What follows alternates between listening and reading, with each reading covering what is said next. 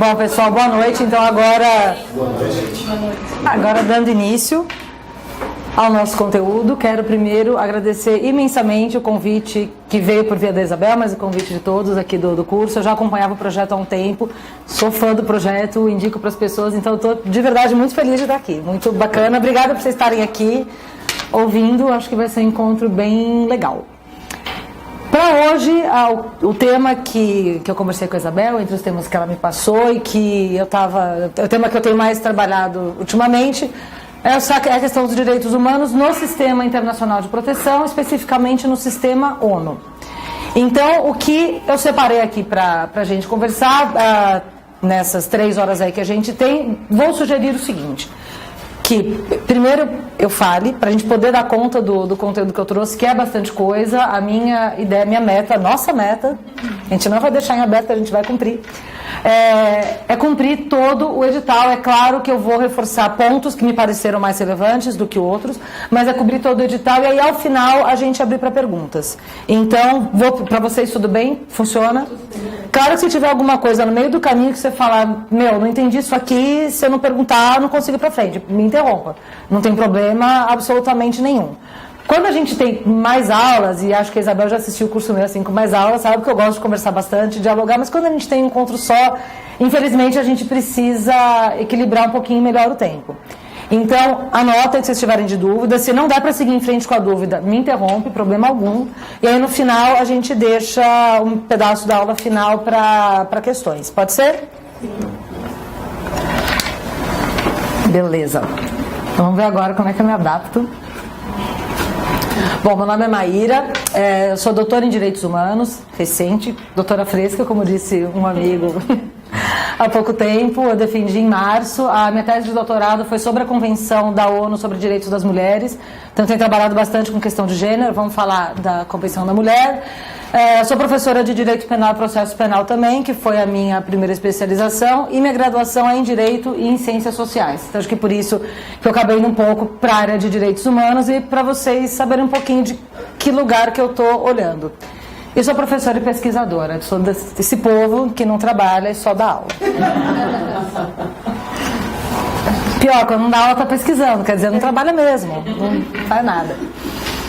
Para a gente falar dos tratados e desse processo de internacionalização, eu perguntei antes quem tinha tido direito internacional dos direitos humanos, porque, como a Jenny, estava dizendo no início, quando a gente estava conversando, sobre quantos conteúdos a gente começa a estudar, e depois você fala, gente, mas como que eu não vi isso na faculdade? Como que não dão isso aqui pra gente?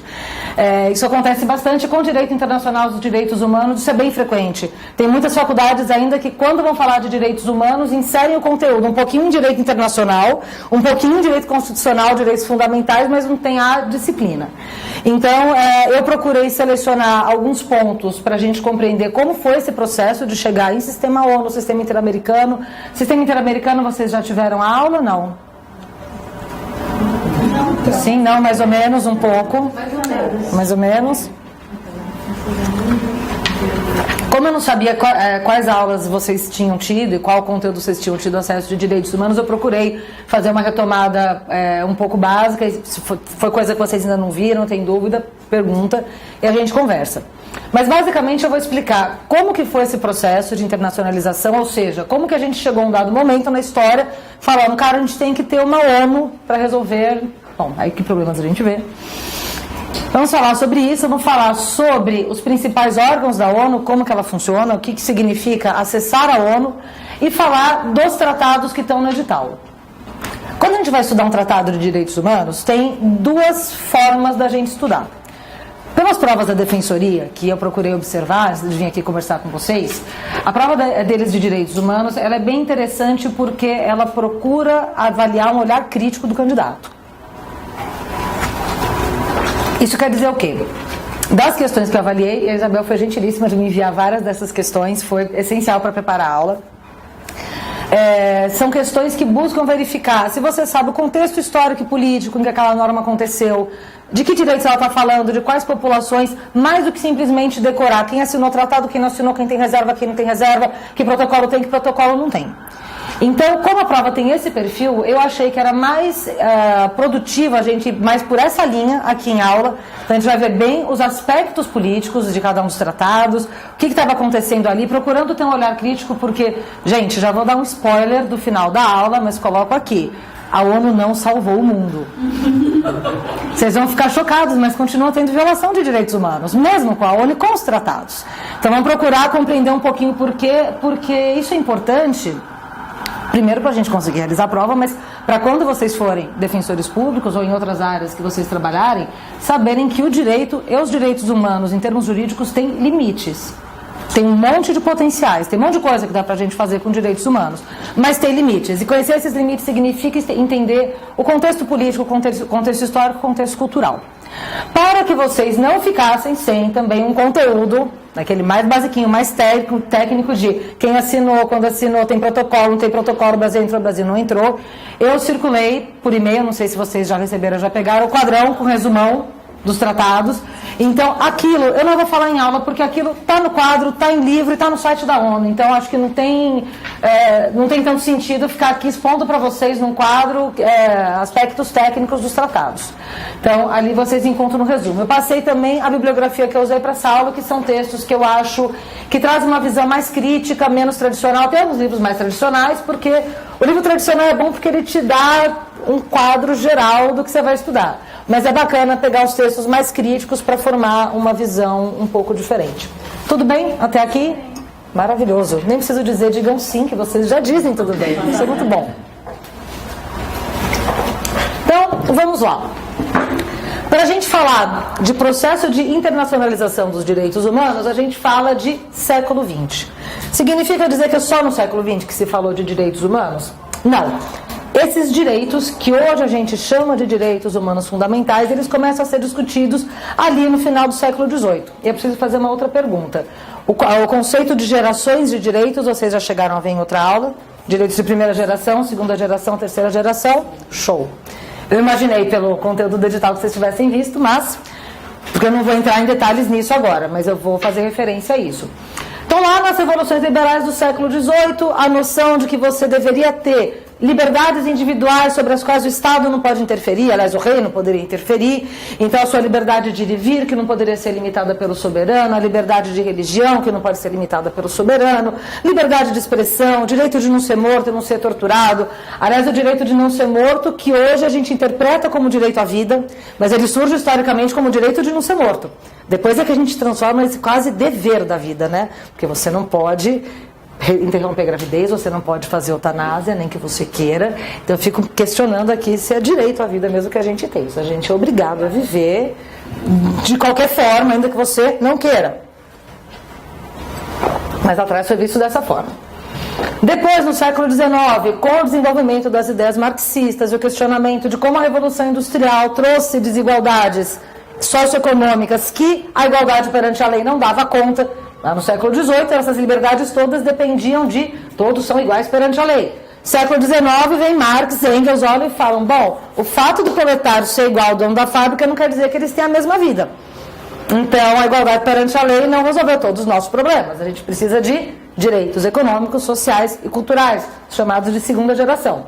E vínhamos todos aqui a gente está falando de Europa, né, gente? Sabemos, porque quando a gente já vem e fala guerra mundial, e guerra mundial envolve tipo uns 9 países, né? Dá uma espirrada ali em outros continentes, mas é como se não existisse a Ásia, a África, a Oceania, a América do Sul, essas coisas não faz parte aqui.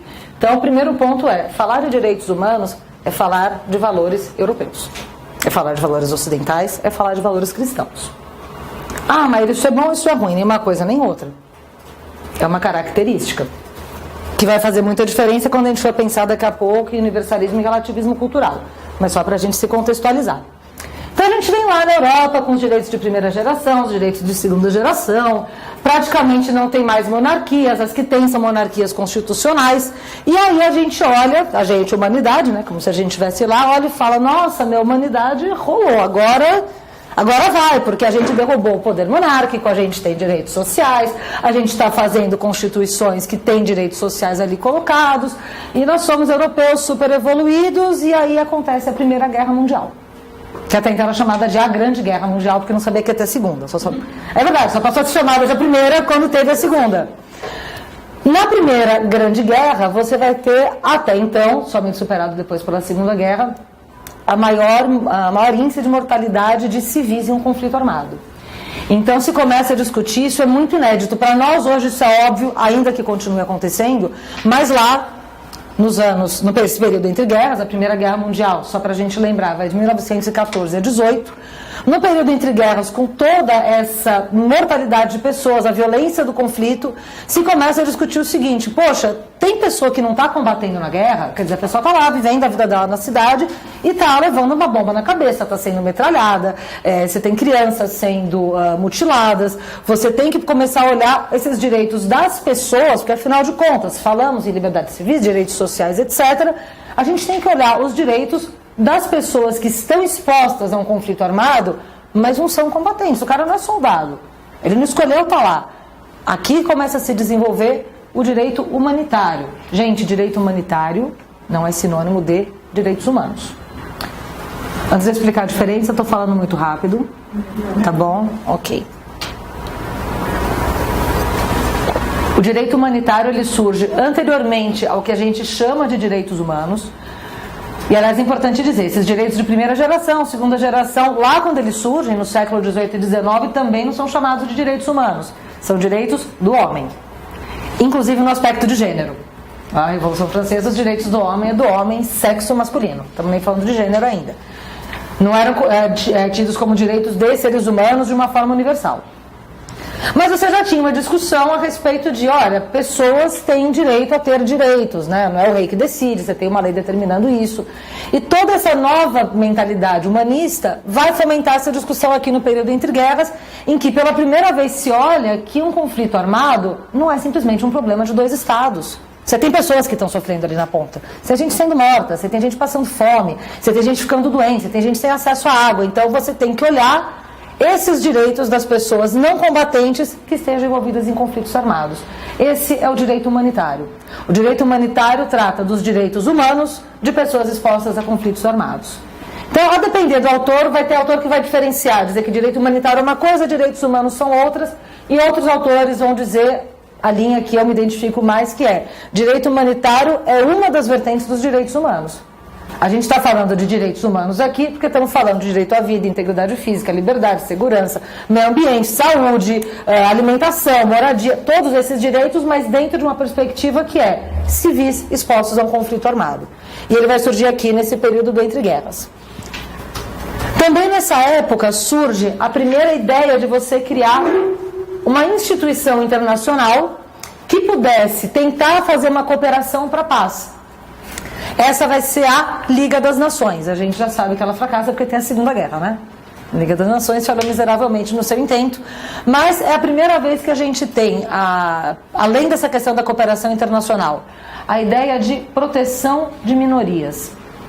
A ideia de minoria política, como a gente conhece hoje, também surge na Primeira Guerra Mundial, ao final da Primeira Guerra Mundial. Na Primeira Guerra Mundial você tem a desintegração de vários impérios. Império, só para a gente lembrar aquelas aulinhas de teoria geral do Estado, é a figura política que reúne vários estados sob um só, em geral sob invasão, né? Quando a gente pensa em Império Britânico, que é o que sobrou, né? Desses impérios todos aí. Você tinha Império Prussiano, Império Austro-Húngaro, Império Turco-Otomano. Quando esses impérios se desintegram, no final da Primeira Guerra Mundial, você tinha vários povos que eram mantidos à força ali naquele império e que começam a se espalhar pela Europa. Pessoas que acabam ficando sem pátria. O termo apátrida surge aqui também. E aí se começa a pensar, poxa, essa pessoa, onde estão previstos os direitos dela, já que ela não é de nenhuma pátria? Aqui falando em pátria, ainda não em Estado. Como que a gente vai fazer para proteger? Poxa, vamos criar uma organização internacional que cuide dessas minorias que não estão juridicamente vinculadas a Estado nenhum. Vamos fazer uma cooperação internacional para que não haja outro conflito dessa magnitude. E essa cooperação implica numa ideia que é a que prevalece até hoje, e vai ter várias consequências que a gente discute, que é relativização da soberania. Quando a gente começa a estudar a teoria geral do Estado a gente aprende que é porção de território formada por povo, soberania e Povo, território, soberania. Eu já te falei território. Louca. Professora, sua louca. A ideia de soberania, que é os estados soberanos se regulam juridicamente. Então, da porta da minha fronteira para dentro, eu faço o que eu quiser porque eu sou soberano. Aqui já se começa a pensar na ideia de, olha, você pode ter uma organização internacional que vai relativizar. Se você fizer parte disso, você vai ter que acatar alguma coisa que a gente diga se você estiver violando, por exemplo, direito humanitário. O direito de guerra, como sendo um direito que atinge pessoas e não só estados, também está dentro desse contexto. Aqui também que é criada a Organização Internacional do Trabalho, que existe até hoje, a OIT. Ela é criada antes da ONU. Hoje ela faz parte do Sistema Global de Proteção aos Direitos Humanos, mas ela é criada aqui. É a primeira proteção de direitos sociais e da criação de padrões internacionais e de bem-estar no trabalho. Se a gente pensar que aqui a gente está saindo daquela primeira etapa da Revolução Industrial com um monte de violação de direitos trabalhistas, a OIT tem uma importância política super grande. Tudo bem até aqui? Prossigamos. Posso 41. Estou conferindo aqui, gente, se andou aqui, andou ali. Beleza. Mas bem, como já mencionamos, a Primeira Guerra Mundial só ganhou esse nome depois que teve a Segunda. E a Liga das Nações falhou miseravelmente no seu intento de cooperar para a paz mundial. Ela não conseguiu porque a gente teve a Segunda Guerra Mundial. Deixa eu ver se eu não fico muito na luz aqui. A movimentação, acho que daqui todo mundo me vê melhor, eu não fico na frente do slide. Quando a gente estuda direitos humanos na sua formação contemporânea, ou seja, as normas que a gente acessa, o que eu vou usar no meu dia a dia quando eu for defensor público? Vou usar direitos humanos, porque às vezes aluno de graduação fala pra gente, direitos humanos é bonito, mas não usa, né, professora? Usa, amigo, pomba, você nunca viu jurisprudência da Corte Interamericana usada no Supremo Tribunal Federal? Usa sim. Se esse for o único argumento, né, para você estudar direitos humanos, usa sim. Então, essa parte que a gente usa sim, ela se divide em antes de 1948 e depois de 1948. Os direitos humanos, com esse nome, na forma como a gente conhece, ele é totalmente tributário da Segunda Guerra Mundial. Ele é um fruto do pós-guerra. Tanto que o processo de internacionalização, para chegar no formato que a gente conhece hoje, ele começa nesse ano. Por quê? Por que eu estou falando de 1948? O que acontece que tem a ver com direitos humanos? O que vocês acham? Acaba a Segunda Guerra Mundial. Tem uma declaração de alguma coisa. Declaração Universal dos Direitos Humanos e a fundação da ONU, que é em 45. Mas o ano de 48 é por conta da declaração. A gente vai falar da declaração daqui a pouquinho, depois de ver essa perspectiva histórica. Bom, o que aconteceu de tão diferente, de tão importante na Segunda Guerra Mundial, para que fosse transformado politicamente o mundo a ponto de se criar uma organização internacional, a Organização das Nações Unidas, a qual os países se submetem e relativizam sua soberania. Sempre são citadas as violações perpetradas pelo nazismo, que evidentemente são muito graves, evidentemente são quase inéditas, já digo por que o quase. Porque o primeiro ponto que em geral se lembra quando se fala de nazismo, primeiro a gente lembra de um monte de filme, de holocausto, de campos de concentração. Nossa, Maria, você está falando desse jeito por quê? Você não acha grave? Eu falo, cara, eu acho um horror, eu acho pavoroso. Mas a gente para pensar quantos filmes a gente tem sobre imperialismo britânico na África e quantos a gente tem sobre o holocausto. Já viram um filme sobre invasão da Bélgica no Congo? Porque eu nunca vi. Tem um, brincadeira, tem um. Sobre o holocausto. Vários, muita coisa. Não estou tirando a gravidade, mas é o único evento grave de violação de direitos humanos. Mas em geral as pessoas lembram, o nazismo foi grave porque morreram 11 milhões de pessoas e dessas 6 milhões eram judeus. Já seria grave o suficiente, mas tem muita gente que retruca dizendo, mas na União Soviética o Stalin matou 30 milhões, em Ruanda foi 1 milhão em 2 dias, e no Camboja. As pessoas ficam naquela coisa da contagem de corpos para ver quem que é mais malvado. E esse não foi o pior problema do nazismo. E assim, gente, 11 milhões eu já acho gente pra caramba, né? Já é grave. A grande questão aqui é que não foi mortos em combates, não eram presos políticos, não eram perseguidos, lato sensu eram perseguidos políticos. Mas o Estado estava agindo dentro da lei. O que tem de inédito no regime nazista é você ter uma legislação pela qual o Estado fica autorizado a perseguir os seus próprios nacionais. Isso é quase inédito porque o genocídio armênio de 1915 segue um padrão semelhante. E o genocídio armênio ele é muito disputado internacionalmente, tem país que reconhece, país que não reconhece. A ONU olha e fala, não, foi meio chato mesmo essa coisa aí, mas genocídio, palavra meio forte, tem muita implicação política. Mas é importante, vocês vão ver que eu vou colocar várias questões críticas aqui. Como é que a gente reconhece todo esse genocídio aqui? Fala, não, mas é que o Estado tinha legislação, etc. Cara, o Império Turco também tinha uma legislação para exterminar armênios. Também tinha. De mandar por meio do deserto, sem alimentação, tudo via legislação, que ainda não é muito discutido, mas essa vai ficando apagada da história. É importante a gente ver quais violações são selecionadas para ficarem ali e marcarem um processo político e quais não são. Mas voltando para do nazismo. Era uma ação legalizada em face dos próprios nacionais. Tem uma caneta para escrever aqui nessa lousa, gente, por favor? É só para fazer uma indicação. Eu ia colocar na bibliografia, não coloquei. Obrigada, Sueli. Para quem quiser ver essa questão da ação estatal legalizada em face dos nacionais, tem um documentário muito legal que se chama Arquitetura da Destruição.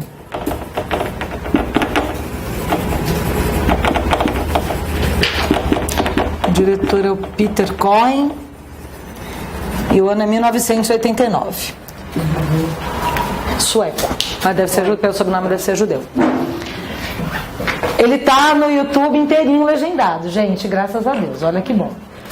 Joga a Arquitetura da Destruição, eu não sei se ele tá inteiro, ele tem 2 horas de duração, mas a última vez que eu olhei estava em 10 partes. O que é legal da Arquitetura da Destruição é que a pesquisa que o Peter Cohen e a equipe dele fazem é sobre como se formou a mentalidade do povo alemão no surgimento do nazifascismo, ali no começo da Segunda Guerra, para que aquelas violações, que hoje a gente olha, nossa, foi tão grave a ponto de fazer a ONU, e fosse naturalizado. Então ele fala aqui de como as artes tiveram interferência, como a educação teve interferência, como a imprensa teve interferência, como a censura sobre livros e sobre conteúdos diversos teve interferência, como, por exemplo, vale a pena citar aqui. Vocês já ouviram falar da exposição de arte degenerada dos nazistas? Dos nazistas, não estamos falando de Brasil 2017, tá bom? Pois é, né? Mas já tinha. Aqui no Arquitetura da Destruição, ele mostra esse episódio que é... agora não me lembro se é exatamente quando o Hitler sobe ao poder em 33, ou se é um pouquinho antes, mas é ali, final dos anos 20, começo dos anos 30, em que você tinha o movimento da arte moderna começando. Então você tinha o Picasso, você tinha o Chagall, você tinha o Kandinsky, você tinha várias pessoas que estavam realizando uma arte que estava modificando padrões, coisas que hoje a gente olha nos grandes museus do mundo. Grande parte desses pintores eram judeus ou russos, ou judeus russos. Ou, para piorar ainda, judeus russos comunistas, ou seja, tudo que o Hitler achava de pior no mundo. E aí ele começa a fazer uma campanha dizendo, para provar que os judeus tinham uma mentalidade inferior à do ariano, olha como eles veem o mundo, olha como eles retratam o mundo, olha como eles estão degenerados por meio desta arte degenerada. Então não é novidade você censurar a arte dizendo que ela é degenerada para fins políticos. Tá? Ninguém está inventando nada. Desaparece aqui na Arquitetura da Destruição. E feitas todas essas minhas ponderações políticas de porque esse episódio é selecionado e outros não, aí a gente reforça a gravidade do que aconteceu aqui. E tem todo um dos capítulos, estou falando capítulos que no YouTube está em 10 partes, né? Mostrando todo o arcabouço legal e administrativo para extermínio de pessoas. A Fita Branca, excelente. Esse não é documentário, é filme com historinha. Eu não lembro o diretor, você lembra? Não sei. Mas a Fita Branca ele é um pouco mais recente, acho que ele tem menos de 10 anos, esse filme, 2008. 4, 5 anos, né? É um filme alemão também, ele se passa numa aldeia da Alemanha, mostrando as crianças da cidade, mas fazendo uma alegoria de como o nazismo e o fascismo surgiram na cabeça das pessoas. Então é importante a gente ver que muitas das coisas que a gente vê contemporaneamente, não estou falando só do Brasil, não está sendo inventado agora, né? São coisas que já aconteceram, de uma forma bem parecida. Fato é, por conta desse arcabouço legal em que você tinha, imagina, um poder legislativo, um poder judiciário, agentes do governo trabalhando para exterminar pessoas. Isso era inédito. Por quê? Olha a questão da soberania aqui. Se a Alemanha fala, cara, eu sou o Estado soberano, da minha fronteira para dentro, se eu quiser dizer que judeu não é alemão, que judeu não é gente, eu posso. E aí a grande questão de direitos humanos aqui é a seguinte: imagine que você é judeu ou judia, mas você nasceu em Berlim, seus pais nasceram em Berlim, seus avós nasceram em Berlim, você fala alemão, você é da religião judaica, você é de ascendência judaica, mas você é um alemão. Você, na sua certidão de nascimento consta que você é alemão, então o seu direito à vida, à integridade física, o direito à previdência social, o direito à educação, tudo de acordo com você ser um cidadão alemão. Entra um governo que fala, você não é mais cidadão alemão. Aliás, você não é nem cidadão, você não é nada porque você é um judeu. Então eu vou te matar. Isso é o que foi a grande inovação, você ter uma violação feita por meio da lei. Em paralelo a isso, alguns autores também reconhecem, e se eu coloquei no slide é porque eu me alinho com esses autores, a questão da bomba atômica contra as populações civis japonesas. Foi a primeira vez que se usou armas nucleares contra populações civis, atacando pessoas, ali para encerrar a guerra e tudo mais. Aí aqui você até tem alguns filmes, né? Mas é muito interessante você ver filmes japoneses e filmes americanos retratando a bomba atômica, né? Que é tipo uma outra visão completamente diferente. É bem interessante de ver. Que também é considerada por vários autores e vários historiadores como uma violação de direitos humanos muito marcante, porque o poder de destruição não era imaginado, não foi concebido para ser da dimensão que foi, porque até hoje você tem pessoas sofrendo violação à sua integridade física, à sua saúde, à sua vida, etc., por conta de uma bomba que foi em 1945. Estados Unidos foi julgado pela bomba atômica? Não, mas Estados Unidos fez um tribunal. Vai ser? Quando? Nem vai ser. Aguardamos o local, né? Nem vai ser. Nem vai ser. Agora, Estados Unidos e a ONU fizeram um tribunal para julgar os crimes de guerra praticados pelos japoneses. Tribunal de Tóquio. Que também teve, gente. O fascismo japonês ali na Ásia foi tão pesado quanto o fascismo italiano e quanto o nazismo alemão. Agora, vamos combinar que bomba atômica, né, ali para competir em termos de violação de direitos humanos, e você faz de conta que tudo bem, que nada aconteceu, essa jamais foi julgada. Mas vale como um marco de você ver a que ponto pode chegar um conflito armado em termos de custo humano. Esses dois episódios são apontados como uma ruptura com todos os antecedentes de direitos humanos de até então. Porque uma coisa é você ter violações de direitos humanos que hoje a gente reconhece como tal, como, por exemplo, as pessoas da África terem sido escravizadas nas Américas. Por mais que houvesse uma discussão a respeito da liberdade, as revoluções liberais, a independência americana, a Revolução Francesa e tudo mais, não tinha tido um avanço em relação a esse debate como tinha tido aqui. Então, é um episódio que é grave, que é a violação de direitos humanos, mas você fala, tá, os caras ainda não tinham discutido tudo que a gente discutiu, faz de conta que a gente deixa passar. Agora, nazismo, gente, qual que é a sua desculpa? O que você vai dizer para falar que você não sabia que, pô, judeu era gente também, né? Não tinha como eu saber. Isso foi uma ruptura inédita, histórica, e a discussão é que isso poderia ter sido evitado, ou pelo menos minimizado, se houvesse uma proteção internacional para dizer o quê? Olha, se um Estado ficar maluco e disser, meu, esse daqui não é mais gente, eu não vou te proteger, tem uma organização que fala, não, eu garanto teus direitos, basta você ser pessoa. A ideia de que é titular de direitos humanos todo mundo que é pessoa, surge aqui.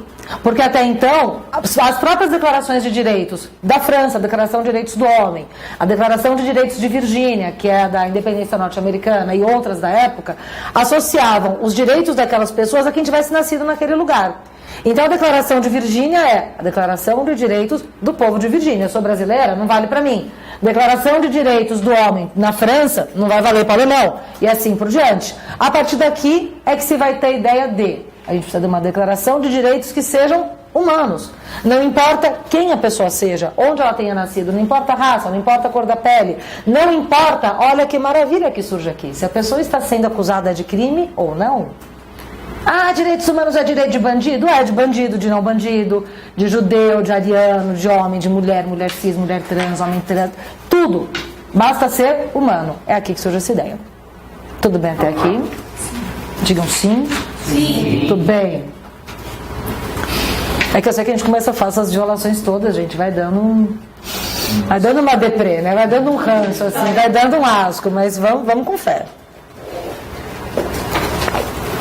Então, a partir ali da segunda metade do século XX, começam a ser criados os sistemas internacionais para a proteção de direitos humanos, justamente com essa ideia de, olha, vamos fazer umas organizações internacionais em que as pessoas também sejam sujeitos de direito no direito internacional. E se houver uma violação dentro do Estado, ela pode recorrer a esse sistema internacional para ver o seu direito protegido. Quando a gente fala em sistemas de proteção, o que eu quero falar com sistema? Um sistema é o nome que a gente dá para articulação de várias coisas, certo? Quando eu falo de sistema respiratório, eu estou falando da articulação das vias aéreas, dos pulmões, dos alvéolos, etc. Sistema digestivo e assim por diante. Quando eu falo em sistema de proteção a direitos humanos, eu estou falando da articulação de órgãos e agências, é o que seria, com muitas aspas, tá, gente? Um poder executivo, digamos. Não estou chamando de poder executivo dentro de um Estado. Mas o que seriam os órgãos administrativos, políticos, escritórios, etc. Combinado com normas jurídicas. Se fosse um país, a gente pensaria em legislação. Como a gente está falando de um sistema internacional, a gente fala dos tratados. A norma jurídica do sistema internacional vão ser os tratados de direitos humanos. Quais sistemas a gente tem hoje? A gente tem um sistema chamado global, que é o sistema ONU, que é o que a gente vai examinar nesse nosso encontro, e os sistemas regionais. Atualmente existem 3 sistemas já instituídos. O sistema europeu, que é o primeiro sistema a ser criado, em 1950. Depois o sistema interamericano, em 1958, que é o sistema do qual o Brasil também faz parte, além da ONU. E o sistema africano, em 1981. Quando termina é ótimo, né? Quando extinguem finalmente a colonização da África. Colonização, que aliás é um nome bem bonito para invasão, né? Eu acho incrível essa coisa de colônia, cara, é muito legal.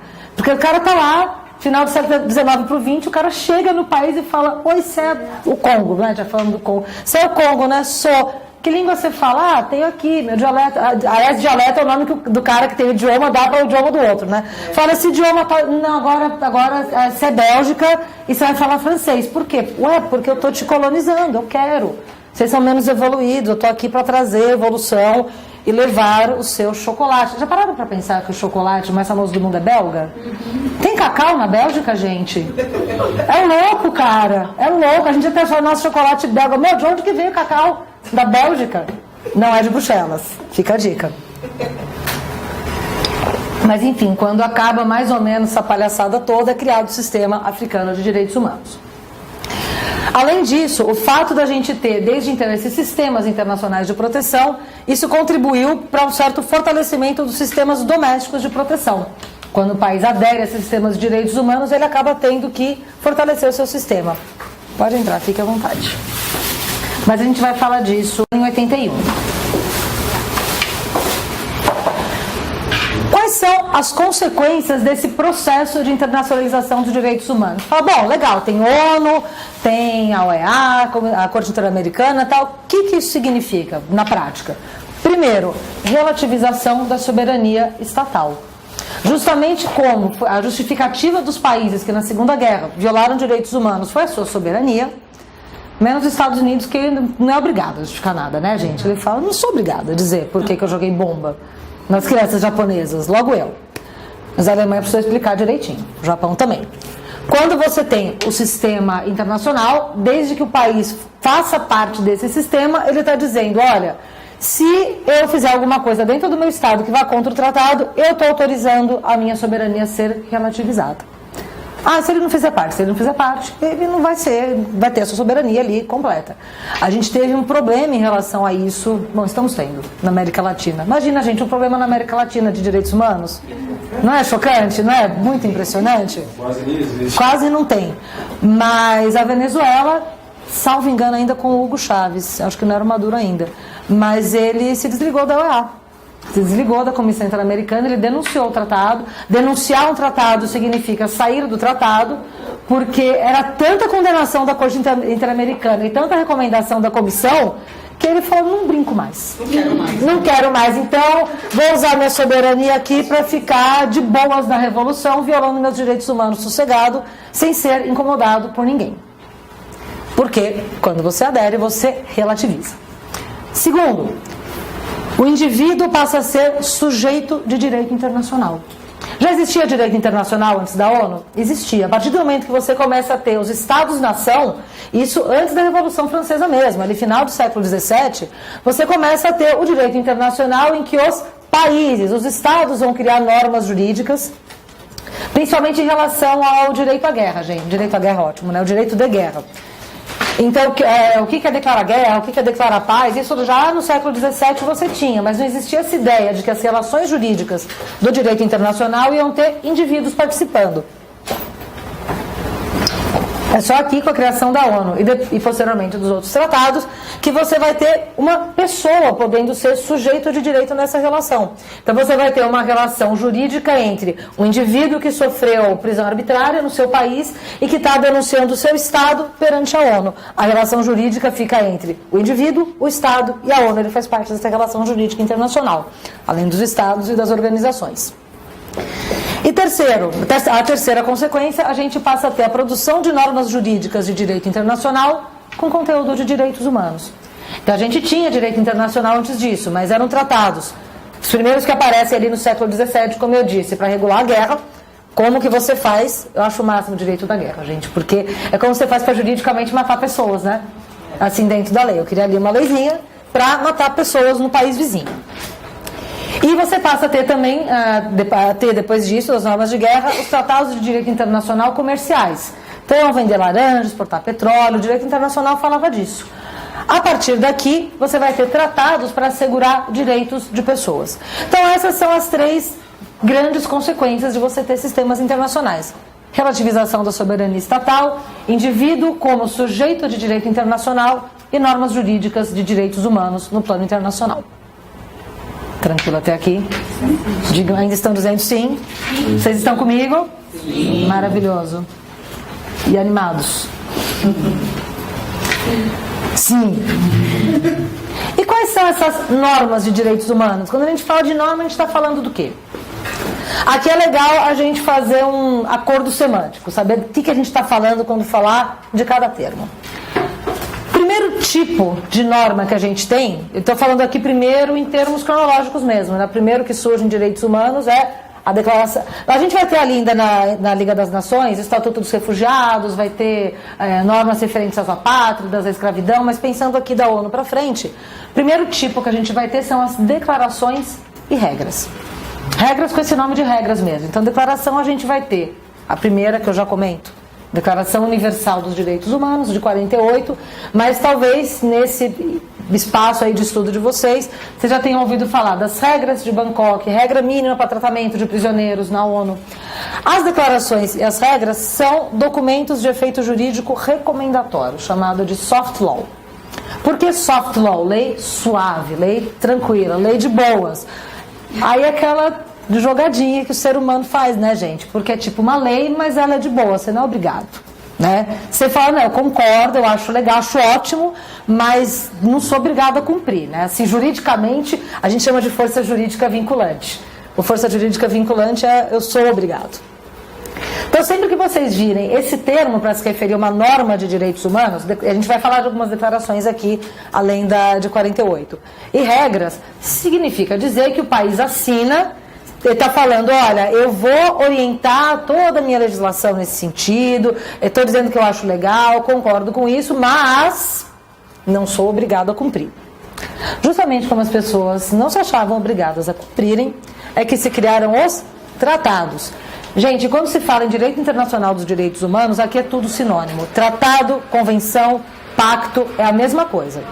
Inclusive, alguns dos tratados eles vão ter dois nomes. O caso da Convenção Interamericana de Direitos Humanos, que também é conhecida pelo nome de Pacto de São José da Costa Rica. Porque lá no direito internacional, fora dos direitos humanos, tem autores que fazem essa distinção, né? Para tratado, pacto, convenção. No direito internacional dos direitos humanos, todos sinônimos. Essa hora que a gente está estudando para concurso, a gente fala, graças a Deus. Essa distinção, pelo menos, passei. Mas a ideia aqui é a mesma que a gente aprende lá no direito internacional geral. O tratado é um acordo multilateral, ou seja, várias partes produzem aquele conteúdo e assinam se comprometendo, e aqui sim de efeito jurídico vinculante. Antes da gente passar para os protocolos adicionais, Quando a gente for entrar especificamente nos tratados daqui a pouquinho, vocês vão ver que mesmo os tratados de força jurídica vinculante, com seus órgãos de monitoramento, etc., não vão ter, como a gente teria se fosse uma sentença emitida por um juiz brasileiro, você não vai ter oficial de justiça da ONU com a polícia militar da ONU para vir no país e obrigar o país a cumprir. Então, no limite, se o país também não cumprir o tratado, que não é declaração, mas é tratado, na prática é mais ou menos a mesma coisa. Você fala, qual a diferença? Para que fez tratado se a pessoa não vai cumprir de qualquer forma? A questão, e aqui tem um efeito no dia a dia de trabalho que faz muita diferença.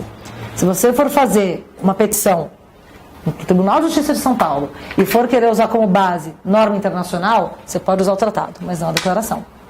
Você vai dizer, olha, o Brasil assinou, sei lá, o Pacto dos Direitos Civis e Políticos e não está cumprindo o Pacto dos Direitos Civis e Políticos. Então, quero que seja aqui que seja tratado o Pacto dos Direitos Civis e Políticos como se fosse Constituição Federal. Isso você pode fundamentar.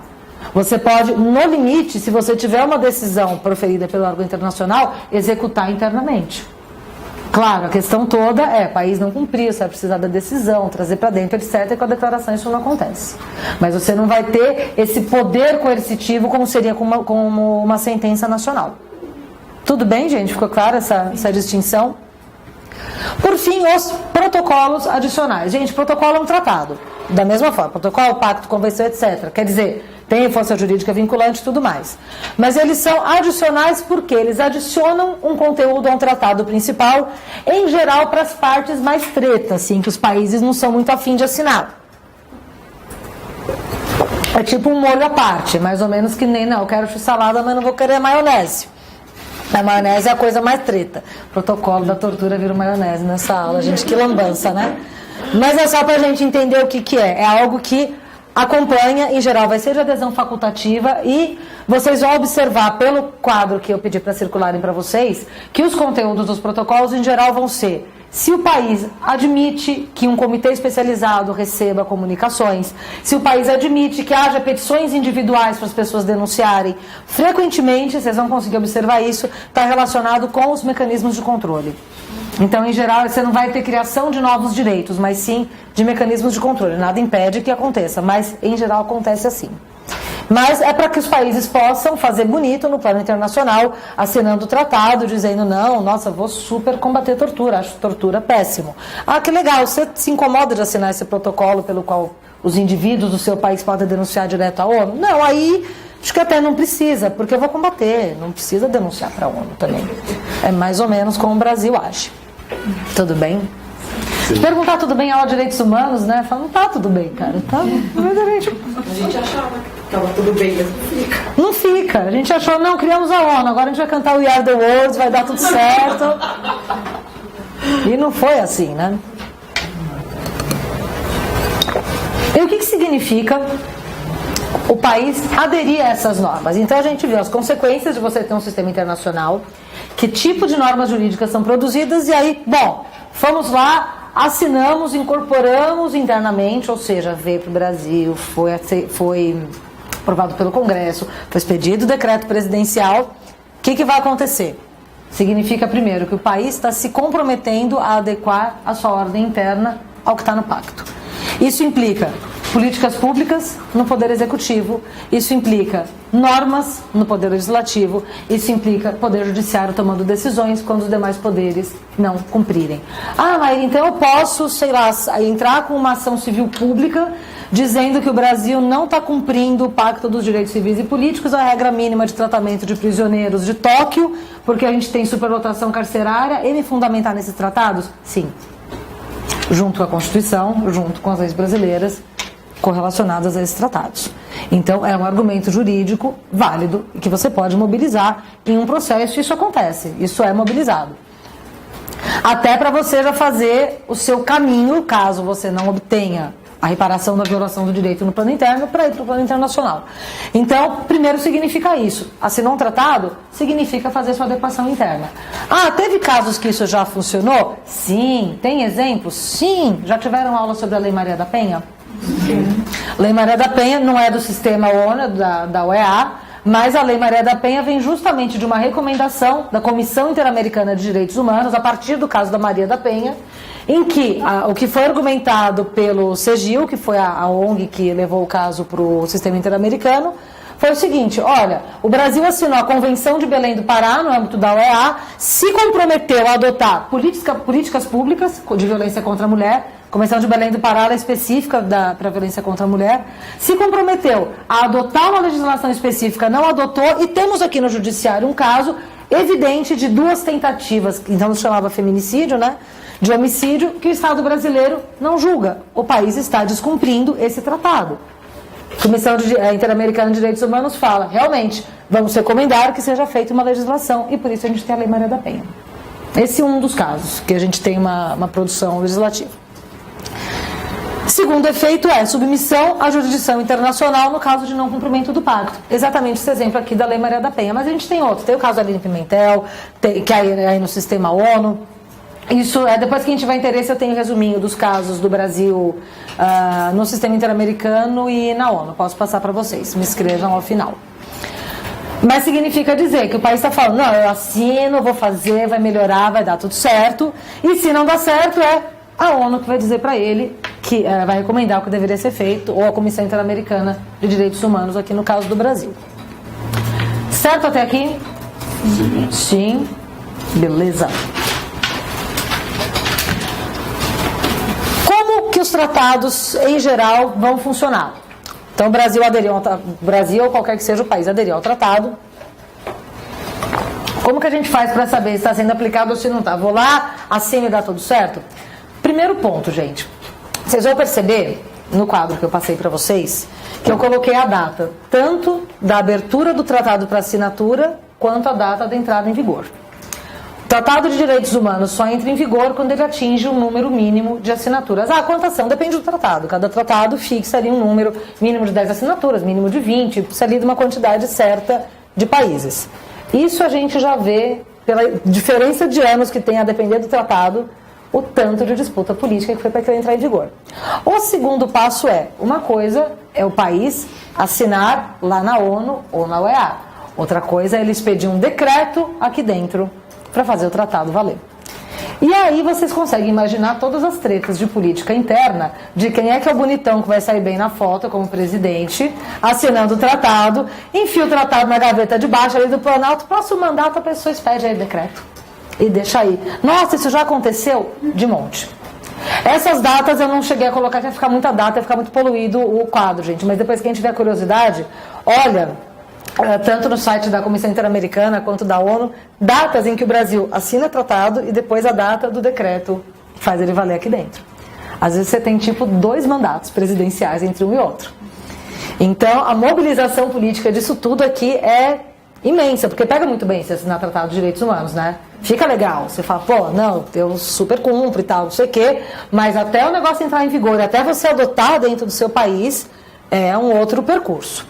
Mas enquanto isso, não basta só assinar, já pensando nisso, já pensando que olhar e falar, cara, malandro vai dar migué, certeza. Os caras vão vir, vão assinar e não vão fazer nada. O que a gente faz para tentar fiscalizar um pouco? São criados aqui, a partir da fundação da ONU, mecanismos específicos de monitoramento. Isso vocês vão encontrar no quadro também, quais são os mecanismos de cada tratado, porque eu não vou entrar nisso nos tratados quando a gente for a seguir, mas para vocês entenderem o que são esses mecanismos. A maior parte dos pactos, tratados ou convenções estabelecem comitês especializados. O que é isso? São grupos de especialistas vindo de países que fazem parte daquele pacto, e eles cumprem ali um mandato de 4 anos, de 6 anos, de 10 anos, aí cada pacto vai variar, e eles vão ter como atribuição principal receber as denúncias de violação do tratado. Então, muitos tratados funcionam assim. O Pacto dos Direitos Civis e Políticos, por exemplo, tem o Comitê de Direitos Humanos. A Convenção de Direitos da Mulher da ONU, Convenção para a Eliminação de todas as formas de discriminação contra a mulher, tem o Comitê CIDOL, o Comitê dessa Convenção. Essas pessoas recebem esses outros relatórios aqui, esses outros mecanismos para avaliar se teve violação ou não, e é esse órgão que expede a manifestação dizendo se o país violou o direito ou se não violou e quais as recomendações. Então, quando a gente fala, a ONU vai dizer o que fazer, não é a ONU propriamente. Quem dentro da ONU faz isso? Em geral, um comitê especializado referente àquele pacto. Tá claro isso? E quais são todos esses documentos? O primeiro deles, esse mecanismo aqui, todos os países assinam. Falam, isso aqui tudo bem, tranquilo e favorável. Relatórios estatais. O que são os relatórios estatais? Os próprios estados partes fazem um relatório para contar para o comitê se eles estão cumprindo ou não os direitos do pacto. Como vocês acham que é, por exemplo, o relatório do Estado brasileiro sobre tortura, gente? Tudo sobre discriminação racial. Não existe. Não tem. Democracia racial, terra do futebol, do carnaval, gente. Nunca nem teve. Nem sei porque que a gente assinou. A gente nem sabe o que é. Então, se tiver, né? Tem que ver se é raça também. Tem que ver se é injúria. Tem que ver tudo isso. Então, esse daqui já dá pra gente imaginar que os estados assinam e falam, não, beleza. Já dá pra gente imaginar que dificilmente o chefe de estado vai ter esse surto de sinceridade, né? Falar, não, olha, realmente não andei bem, não foi legal. Para isso se criaram outros mecanismos. As petições individuais, esses daqui, pouquíssimos países assinam. Em geral, vão estar nos protocolos adicionais. Porque aqui é a própria vítima da violação, ou terceiros em seu nome, e aí vão familiares, ONGs que trabalham com direitos humanos, etc., demonstrando que aquela pessoa sofreu violação de direitos humanos. Falando, apesar do relatório estar lindo, ficou bom para a foto do Instagram, está muito legal aqui, só que no caso eu fui submetido à tortura, fui preso arbitrariamente, e essas denúncias vão para lá. Dificilmente você vai ter pactos de direitos humanos que tratem disso no próprio texto, porque senão nenhum país assina. Você vai ter isso em protocolos adicionais. Diga, Andréia. Professora, por acaso, entra nesse caso, o caso do Jean Charles, que eu não tinha muito interesse, assim, eu não lembro. Me parece que eles chegaram a fazer uma petição. Puxa, excelente pergunta, eu não acompanhei, mas eu vou fazer a lição de casa e te falo. Direito, mas é mais ou menos parecido, porque depois de todo, os policiais foram inocentados, então eles entraram com alguma coisa assim. Ou na ONU ou na Corte Europeia de Direitos Humanos. O nome é estranho, Andréia. Só pra... Como eu não tinha assim, muito interesse, eu não acompanhei os nomes, tudo, mas foi alguma coisa assim, então eu achei que... É possível. É possível. Só pra gente ter a gravação aqui, que acho que o som aqui não pega a fala da Andréia. Pra gente ficar com o registro. A gente está comentando aqui o caso do Jean Charles, o brasileiro que foi assassinado na Inglaterra e que até onde sabemos, e estamos discutindo aqui que não sabemos, não acompanhamos o caso, mas não houve punição dos policiais e que isso poderia configurar a violação de tratados de direitos humanos, tanto do Pacto dos Direitos Civis e Políticos, que é da ONU, quanto a Carta Europeia de Direitos Humanos, que a Inglaterra faz parte e assina.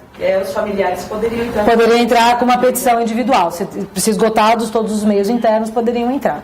Mas fico aqui gravando e ainda me comprometendo a fazer a lição de casa e ver se teve. Mas é bom, é um exemplo bom para a gente colocar em aula. Obrigada. Faremos isso. Mas seria um exemplo. Pensando hipoteticamente, seria um exemplo. Outro mecanismo de monitoramento que a gente tem são as investigações in loco, que em geral também estão em protocolos adicionais. Nas investigações in loco, peritos que ou são contratados ad hoc para isso, né, para aquela situação, ou que façam parte do comitê, vêm até o país onde teve denúncia de violação para lá e falar, o que está rolando aí, é isso mesmo? Já tivemos isso aqui no Brasil, no ano 2000, veio um relator especial da Convenção da Criança da ONU, ou da Convenção da Tortura. É porque foi na Fundação Casa, que então era FEBEM. Que era o Nigel Rodley, que aliás morreu recentemente, salvo engano. Mas ele veio pra cá a partir de denúncias feitas por ONGs brasileiras de que tinha tortura na Fundação Casa, gente, adolescentes privados de liberdade.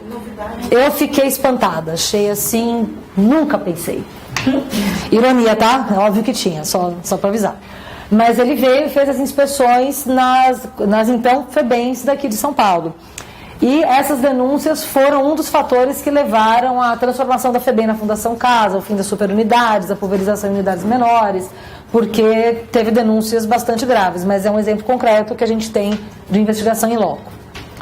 Depois, as comunicações interestatais. Essa daqui os países até assinam, mas não usam, por motivo de você fazer dedudurismo internacional, cagueta na ONU, é um troço meio tenso, né? Meio complexo, porque a comunicação interestatal implica um Estado denunciar o outro, porque está violando direitos humanos. Então imagina, sei lá, o Uruguai chegando na ONU e fala, não fala nada, mas o Brasil em relação a direitos reprodutivos tem que ver aí que cresceu da Convenção da Mulher, que está meio chata ali a situação. Então, embora tenha essa previsão, politicamente ela é muito pouco utilizada, gente, muito pouco. Além de tudo isso, os tratados eles têm a possibilidade, acabou se construindo mais pelo arcabouço institucional do que normativo, mas existe a possibilidade da participação da sociedade civil pelos shadow reports, ou relatórios sombra. Eu coloquei o termo aqui em inglês porque é mais frequente aparecer assim. Os relatórios sombras são feitos, em geral, por organizações de direitos humanos, então a Anistia Internacional, Human Rights Watch, a Conectas, às vezes trabalha com shadow reports também, em que você vai ter profissionais especializados em determinado tema para acompanhar os relatórios estatais. Então, o relatório estatal do Brasil está dizendo que, sei lá, não tem superlotação, acabou tortura nas cadeias, não tem mais preso nas carceragens. Você vai ter uma ONG especializada nisso dizendo, na verdade não, na verdade está tendo, está rolando. E isso é levado para as assembleias e para as conferências da ONU, isso é apreciado. Então, é uma forma de participação da sociedade civil que é interessante. Dúvidas aqui nesses mecanismos? Emerson? Por exemplo, essas ONGs elas não conseguem ter tanto acesso, por exemplo, do presídio. Depende da ONG, depende do presídio, depende... Sim. Então ela faz por cima também, ela... Todo mundo acaba fazendo o que dá para fazer.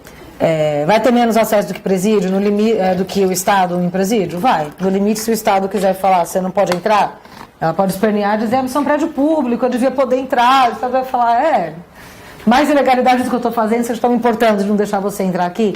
Mas já houve várias situações de trabalhos que não sejam em presídios. Presídios realmente é um exemplo assim que a gente pensa, cara, como é que entraram? Algumas conseguem entrar, mas quando a gente pensa em questão de direitos das mulheres, acompanhamento de mulheres no sistema de saúde, em direitos das crianças, em questão de acesso à educação, acesso à escola, a gente tem uns shadow reports interessantes, que às vezes você consegue ter mais acesso do que num presídio. Mas em presídio, às vezes, tem. Eu vi uma vez, há um tempo atrás, uma visita, no tempo da defensoria, The Human Rights Watch. Estava lá e acabou entrando junto com o pessoal. Entrando como dá. Mas naquela salinha, não lá dentro. Não, lá dentro, sim. Mas muitas vezes nem a própria defensoria consegue entrar, né? Embora devesse. Embora devessem deixar, enfim. Não é fácil, gente. Mas sim, você tem razão. Dúvidas nesses mecanismos, gente? E como faz para acessar esses maravilhosos sistemas internacionais de direitos humanos que vão salvar o mundo? Gente, não salva o mundo, mas quero registrar aqui que eu acho melhor com esses sistemas do que sem esses sistemas, tá? Que eu acho que não dá pra gente ter uma visão super dourada da situação, achando que tá tudo lindo, porque tem sistemas internacionais, mas você conhecer que tem potencial para algumas mudanças, sim. Cada sistema e cada tratado internacional vai ter exigências específicas para você acessar. Mas, via de regra, ou você precisa esgotar os meios internos para reparação, ou seja, chegar, pensando no caso brasileiro, até recurso extraordinário no Supremo Tribunal Federal, transitar em julgado, quer dizer, você tentou todos os meios de reparação, ou demonstrar uma demora injustificada do Estado, que aconteceu no caso da Maria da Penha mesmo. O caso da Maria da Penha não tinha encerrado quando ele foi submetido à Comissão Interamericana. Mas o caso já se alongava, tinha vários recursos protelatórios da defesa, e aí as pessoas responsáveis pelo caso conseguiram demonstrar e o caso foi admitido. Mas isso é importante para a gente ter a exata noção de que não existe aqui uma jurisdição concorrente com a jurisdição do Estado. Não é do tipo, onde que eu vou levar, que lojinha que eu vou levar meu direito aqui para ser reparado. Não gostei da justiça brasileira, então eu vou na ONU. E não vai ser assim. Um exemplo mais recente, não sei se vocês viram ou se lembram, que o Lula, no início desse ano ou de 2016, mandou uma petição para a ONU, saiu como sendo a petição para a ONU. Foi para o Comitê de Direitos Humanos, que é o comitê especializado do Pacto dos Direitos Civis e Políticos. E foi bastante questionável, questiono também, não estou dizendo, não teve violação de direito, não é isso, acho até pode ter tido, mas o processo está correndo. Difícil falar em demora injustificada em um processo criminal que tem, sei lá, 1 ano, 2 anos, que seja a Lava Jato inteira. 5 anos? Oi? Réu solto, sem mandado de prisão. Então, não estou dizendo que teve nem que não teve violação.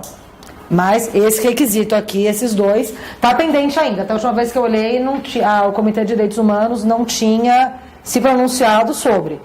Mas entendo que não estão demonstrados esses requisitos aqui. Vários colegas da área de direitos humanos também entenderam que não. Será que foi feito com alguma forma de mobilização política, chamar atenção para um fato? Gente, quando a gente fala em direito internacional dos direitos humanos, isso daqui é um capital moral valiosíssimo. Quando você joga... É muito engraçado que você fala, sou da área de direitos humanos, defensor de bandido, bandidólatra, não sei o quê. Tem todo o discurso moral para esse lado. No plano internacional, você pode fazer qualquer coisa se você disser que é em nome dos direitos humanos. Na guerra do Afeganistão, você tem declarações do Bush incríveis, dele basicamente dizer que vai jogar bomba no Afeganistão para segurar os direitos humanos das mulheres afegãs. Porque elas estão sendo oprimidas pelo Talibã. Então, você joga bomba, vai morrer umas pessoas, vai, mas isso é pelos direitos humanos. Então, é um capital moral que você joga para um lado e joga para o outro. A empresa se vale muito disso, né, professor? Se vale muito. Pega bem. Ou pega mal, depende de para que lado a gente jogar os direitos humanos. Bem, visto então essa parte mais introdutória, eu estou aqui só de olho para... Vai dar certinho o tempo que eu pensei para a gente sair às 9 horas. Como foi o processo de internacionalização? Quais são as normas jurídicas que a gente está tratando? Quais que são os sistemas? O que significa aderir a esses pactos? Como você faz para acessar esses pactos aos sistemas? Agora a gente entra mais especificamente no sistema ONU. A ONU é fundada em 1945 e o documento que funda a ONU é a Carta de São Francisco, ou Carta das Nações Unidas. Vocês podem ver com esses dois nomes. A Carta das Nações Unidas é que vai definir quais são os órgãos da ONU, suas finalidades, como vão ser eleitos os seus membros. É como se fosse, entre aspas, uma constituição em termos do funcionamento administrativo. A Declaração Universal de Direitos Humanos é como se fosse uma constituição, entre aspas, da parte de direitos fundamentais. É aqui na Carta que você encontra os principais órgãos, artigo 7º da Carta de São Francisco. Você encontra o secretariado. O secretário-geral da ONU é o cargo mais alto, é o que vai ser responsável pelas principais decisões. A Assembleia Geral, que é formada por todos os países que integram a ONU. Atualmente são 197 países. Outra é para fazer lição de casa, já que a gente está ficando gravado aqui, para o caso de repente, alguém dá o Google e fala, professora, são 193, não memorizei, gente, desculpem. Mas, atualmente, quase todos os países do mundo fazem parte da ONU. Existe toda a discussão de quem é considerado país ou não. A ONU que diz quem é país, quem não é. Porque, por exemplo, o Vaticano faz parte da ONU, como observador.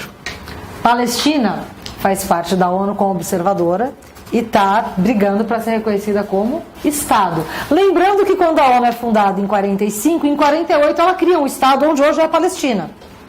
Qual Estado estamos falando? Israel. Essa briga ainda vai dar pano para manga.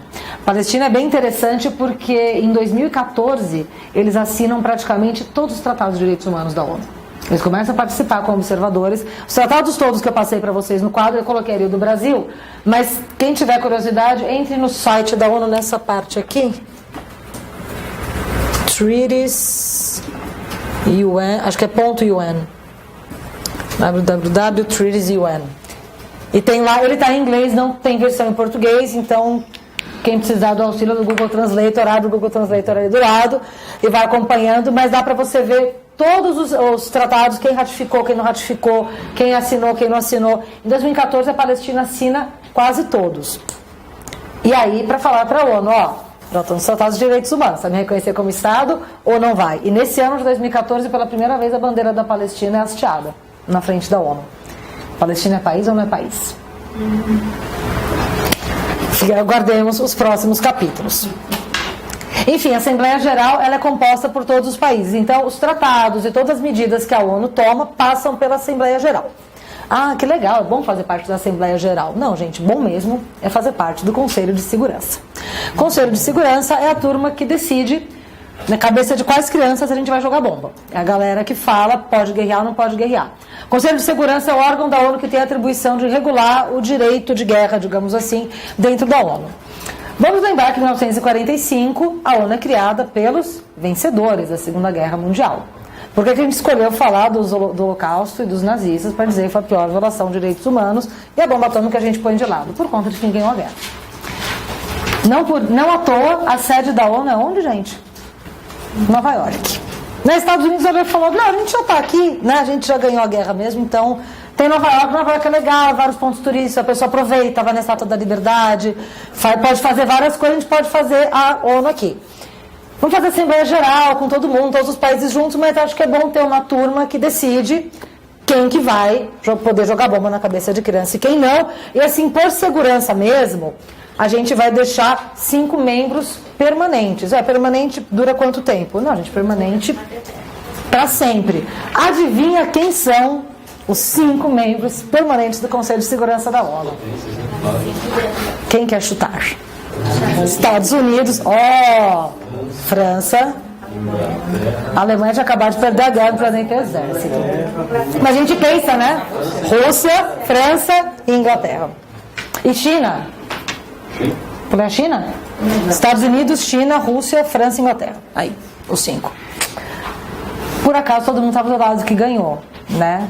A China depois. Tem uma cadeira rotativa nesse Conselho de Segurança? Tem 15 cadeiras rotativas e 5 permanentes. E essas cadeiras rotativas, tem alguma chance desses países que estão nas cadeiras rotativas serem ingressos do Conselho de Segurança também ou não? As permanentes? Não, os permanentes são dos permanentes. Eu lembro que o Brasil, numa época, ele estava tentando... Para o Conselho de Segurança rotativo.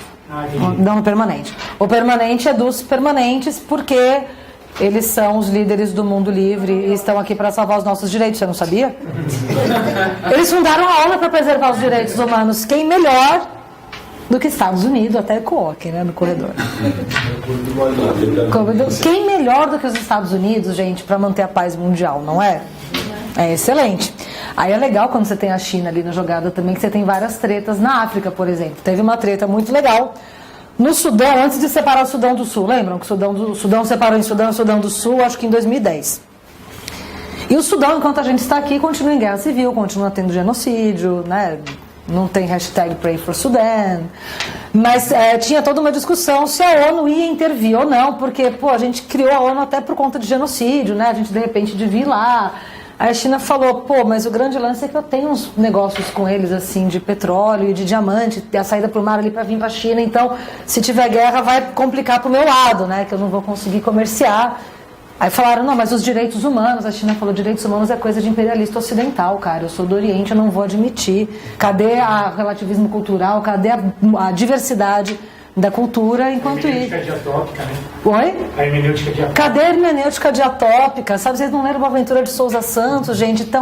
Então não interviram, não intervieram no Sudão. Então dá para vocês imaginarem o quanto de treta dá nisso, a gente já começa, quanto de dinheiro rola. E aí, quando a gente vê também que o próprio Estados Unidos não assina quase nenhum tratado de direitos humanos. Ele assina dos pactos dos direitos civis e políticos, porque ia ficar chato, né? Econômicos, sociais e culturais não assina, Convenção da Mulher não assina, Convenção da Tortura não assina. E é dono do Conselho de Segurança. Aí a gente já começa a olhar a ONU e pensar, acho que é por isso que não salvaram o mundo. Enfim, sobre o Conselho de Segurança é isso. Conselho Econômico e Social é o grupo de pessoas que vai cuidar da parte de direitos econômicos, sociais e culturais e que foi responsável por um bom período de tempo pela fiscalização do Pacto dos Direitos Econômicos, Sociais e Culturais, que agora tem um comitê próprio. E o Conselho de Tutela, é muito engraçadinho o Conselho de Tutela, por quê?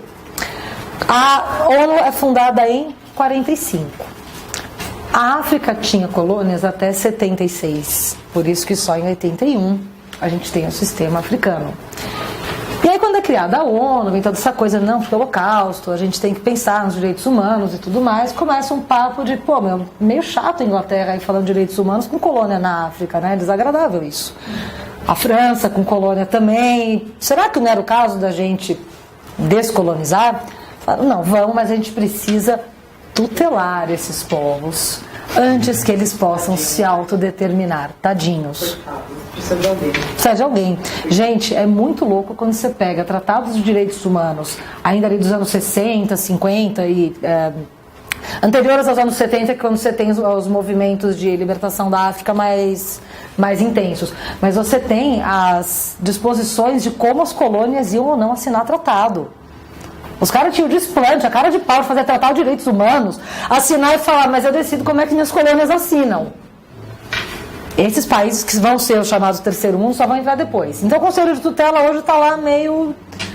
Eu arrisco dizer que é meio cabidão de emprego, assim. Nunca pesquisei a fundo o Conselho de Tutela como está hoje, mas quando ele é criado aqui, em 45, é para ir gradativamente, aquela coisa lenta, gradual e segura, dando autodeterminação para os povos. Além desses órgãos, a gente vai ter os chamados órgãos extraconvencionais.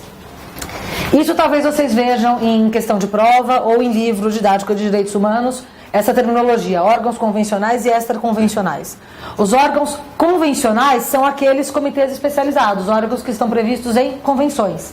Então, o Comitê de Direitos Humanos, do Pacto de Direitos Civis e Políticos, órgão convencional. Comitê CIDOL, da Convenção da Mulher, órgão convencional. E órgãos que estão previstos na Carta da ONU são órgãos que tratam de direitos humanos, mas não estão vinculados a uma convenção. Aqui a gente tem o Alto Comissariado, o Conselho de Direitos Humanos, não era comitê? Não, gente, é o conselho que sucedeu à comissão. Olha que coisa do capeta. Foi fundado aqui como Comissão de Direitos Humanos, em 2006 se transforma em Conselho de Direitos Humanos, que não se confunde com o Comitê de Direitos Humanos, que é convencional do Pacto. Certo? Eu acho que eu fiz um quadro depois aqui distinguindo esses órgãos, porque é do capeta para a gente diferenciar mesmo. E que também não se confunde com a Corte Internacional de Justiça, que por sua vez não é a mesma coisa que o Tribunal Penal Internacional, mas a gente já faz essa distinção. Tudo bem, apesar desses nomes que não ajudam ninguém, essa formação institucional da ONU. Ah, eu sabia que tinha feito um quadrinho. Aí. Alto Comissariado é parte integrante da ONU, é responsável pela supervisão do Conselho de Direitos Humanos. E o Conselho? Parte do corpo de apoio da Assembleia Geral da ONU, substituiu a Comissão de Direitos Humanos. Quando você tem a substituição da comissão pelo Conselho, transformação, na verdade, gente, teve ali algumas alterações na forma de eleição dos membros, na forma de votação, e a gente teve a instituição da revisão periódica universal. Aliás, é 2008, não é 2006, desculpem. Em 2008 isso é feito e o Conselho passa a ter essa atribuição que a Comissão não tinha. Eu sei, de novo, os nomes não ajudam. Estou com vocês nisso, gente, mas vocês vão ter que procurar memorizar. A Corte Internacional de Justiça é o órgão judiciário das Nações Unidas. Então, quando um pacto das Nações Unidas é descumprido, o comitê vai para o país e faz uma recomendação, o país não cumpre, esse não cumprimento pode ser mandado para a Corte Internacional de Justiça, ela julga estados. O Tribunal Penal Internacional é um sistema de justiça internacional com competência criminal para indivíduos. Aqui eu vou julgar crimes, pessoas acusadas de crimes que vão estar lá previstos no Estatuto de Roma, que a gente vai ver ainda hoje. E lá no final, o Comitê de Direitos Humanos, ele não está aqui nesse grupo dos órgãos extraconvencionais. Eu coloquei no mesmo quadro para a gente fazer a distinção com o Conselho e o Alto Comissariado. Ele é o órgão do Pacto dos Direitos Civis e Políticos que vai avaliar e monitorar o cumprimento desse pacto específico. Tudo bem? Quando a gente põe em quadrinhos, eu acho que a coisa facilita um pouco a vida, né? Sim. Querem fazer um intervalo ou querem ver a declaração primeiro? Vamos fazer um intervalinho, então? Você dá uma esticada nas pernas, preguiçar bastante, oxigenar.